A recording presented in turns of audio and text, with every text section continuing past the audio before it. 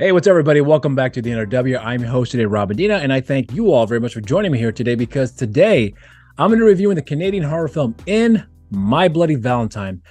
I've actually heard about this movie for a very, very long time, and I never really got around to checking out the film. I don't know. I don't have any reason why. I just never did.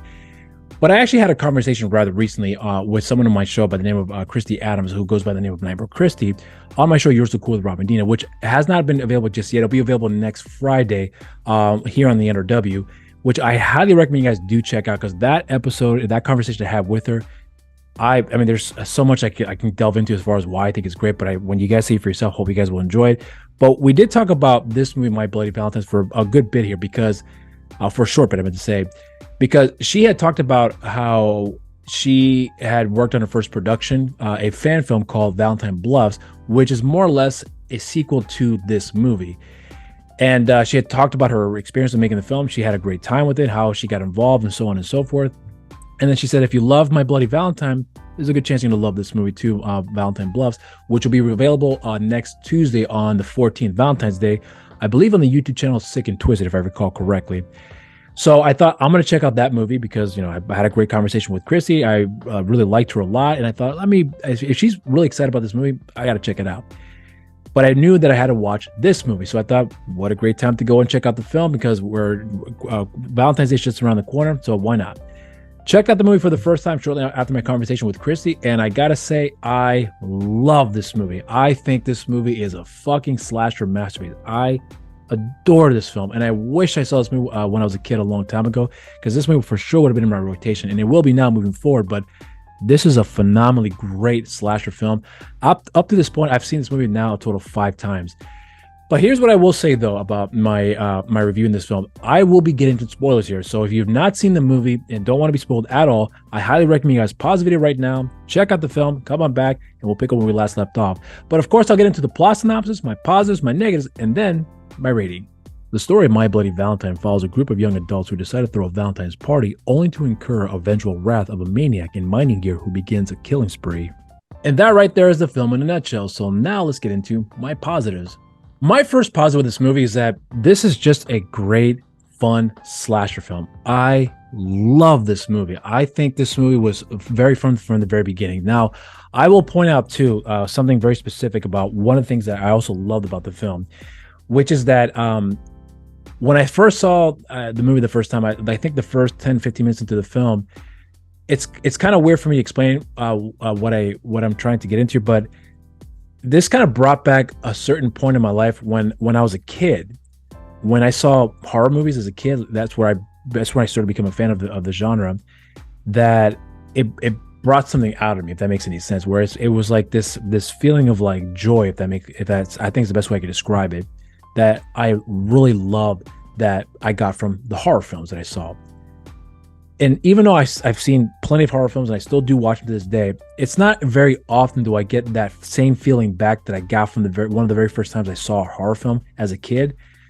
For some reason, this movie, in a lot of ways, brought that back for me because I remember distinctly thinking like, I wish I saw this as a kid, and it kind of brought me back to that time in my life where, having seen this film for the first time less than 2 weeks ago, it kind of reminded me of that period in my life where of that feeling that I got when I saw my first horror film, one of the very first horror films, I should say, that it was an 80s film too. It had that aesthetic to it. It was just it was a picture of its time, but it still was a lot of fun for me, and I got that same feeling here.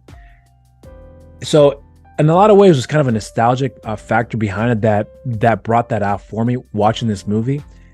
And I just remember thinking, like, in the first 15 minutes of the first, or 10, 15 minutes of the film, that this is going to be a great movie. And I'm so glad it was, because I have nothing but great things I meant to say about this film.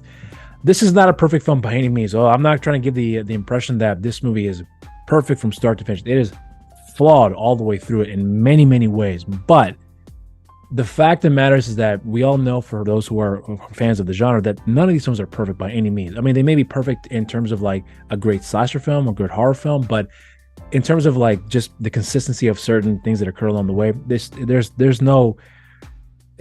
some things that could be explained a little bit better, but wasn't very well. But the fact that matters is that either way, I had fun with the movie, despite the major flaws that are in the film. The enjoyment factor, it just supersedes it by a long, long mile, to the point where I just did not care. And if you can get me to feel that about a movie from the very beginning all the way to the very end, you got me hooked. And this movie did that for me in so many ways. I will also point out too about the elephant in the room. And this is where I'm going to get into spoilers here. The killer in this movie, the miner, Harry Warden. So we come to find out in this movie that because this movie takes place in Canada, which I'll kind of talk about in a little bit here. It takes place in Canada. There's a mining town in this town called Valentine Bluffs that is known for its mining in that respective town, and mostly everybody there works in that mining there. So there happens to be a job on Valentine, and there was a Valentine's Day dance that occurred. And it turns out that while the miners are still working in the mines, the supervisor decided to take a step out and go to the dance instead and not do their job. And as a result of that, there's an accident that occurred. A lot of the miners were stuck in the mines and could not get out, and they ended up suffocating and dying. And then the one person that survived is Harry Warden, who ended up having to eat his co-workers to survive, but lost his mind along the way too. So when they discovered him, he was just out of it. But he was cognizant enough to understand that I was left behind. All of us were left behind. And this could have been prevented if someone was there to do their job and watch us. But instead, all these supervisors decided to go to this Valentine's Day dance.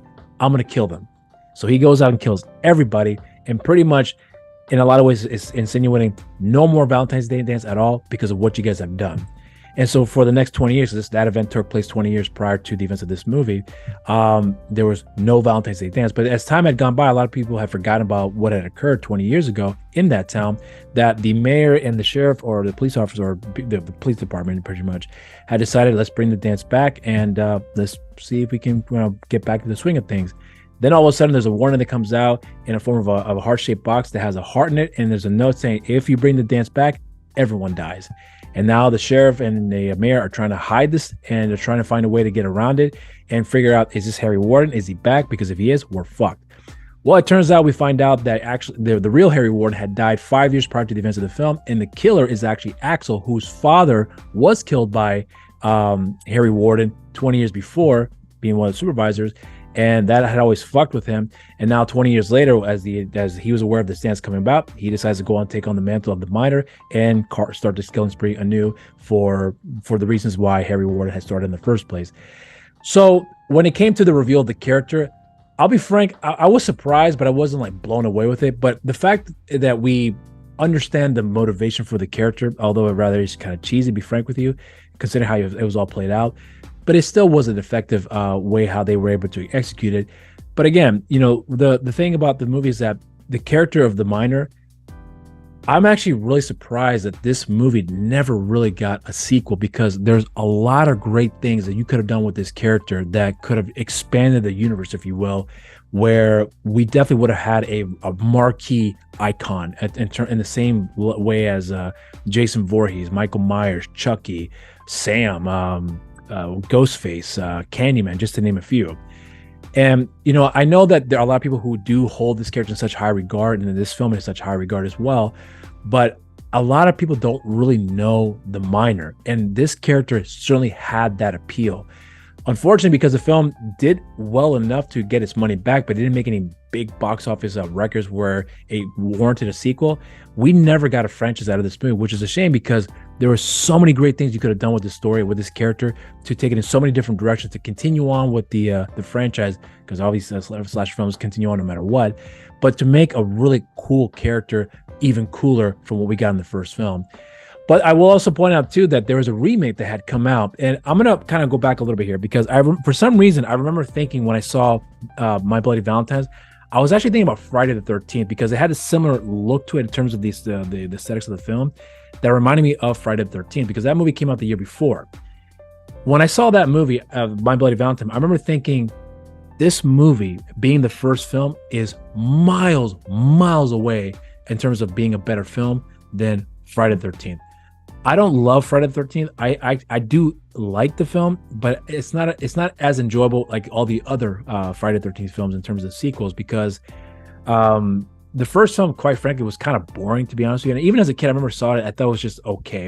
It wasn't great, but I liked it enough knowing that this is the start of the franchise. So there's aspects about the film that I really did enjoy that I still do hold up well in terms of the enjoyment factor for me personally, but it's not one that I always go back to revisit often like I'll do with the other films. And it's funny because then there was a remake of this movie, My Bloody Valentine, which came out in 2009.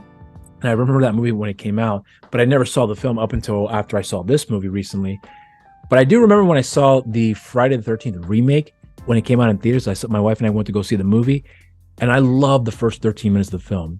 After that, wasn't so crazy in the movie. It's not terrible by any means, but I just did not like it as much as I hoped I would. But it is a much better movie than the original.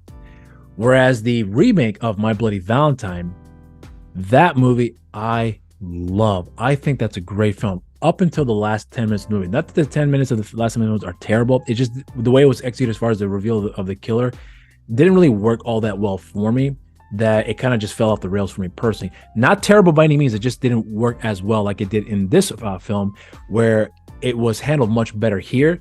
And the way it was handled in this film didn't really work out all that well for me personally. So in a lot of ways, this film, better than Friday the 13th. The remake, much better than Friday the 13th. And to me, it just basically shows of like what we could have gotten with this franchise had it continued. And for whatever reason, it never just did. Even with the remake, which was a great film up until the last 10 minutes, which isn't terrible, as I mentioned before, but we could have gotten a great franchise out of that respective remake to continue on from there, because there's a lot of great ideas I'm sure that they would have taken with this character and the overall story into a direction that could have just made it bigger and better. And unfortunately, it never happened. But, either way, you have two great films, in my opinion, that just never took off. And I think that sucks. And I don't mean to bring it in a positive, but there's just a lot of great potential that I wish we could have gotten out of this franchise that could have definitely have worked out in making a much bigger and much more popular character in The Miner, where he could have definitely been in the same level as all these other horror icons, where people will know automatically Jason Voorhees, Freddie Mercury, I meant to say Freddy Krueger, Michael Myers, The Miner, Sam from Trick or Treat, Candyman, Ghostface Killer, just a number of different iconic characters that this character could have been thrown in that mix right off the bat for people to know instantly who this character is. And it's unfortunate it never happened that way. Now, I kind of went off on a tangent about that here, but I wanted you to understand why I felt like this movie could have done so many great things and had it continued, but unfortunately never did. But I will also point out, too, that as far as some of the other characters are concerned, with regards to, the main heroes, if you will, I actually liked them a lot. I thought they were great. And, even with the various other characters that we know are pretty much just body bags for the body count here, I thought they were great. I didn't have a single problem with any one of these characters at all. As generic and as cliche as they all are, because this movie is very much a cliched slasher film. It hits all those checkmarks we all know and has all those traits that we are accustomed to when it comes to the slasher genre, especially at that time. This movie hits all those checkmarks, but I still had fun with the characters and I still had fun with the overall story. So a lot of great things that I've taken away from this film that I still will go back and revisit, and I look forward to every single time. I love this movie, and I wish I saw it as a kid, but I'm glad I saw it now because it's now going to be part of my rotation. So now that's the end of my positives. So let's get into my negatives. The only real negative about the film, and again, this is not a perfect film by any means. It's really more of the negative I'm pointing out here just has to do with the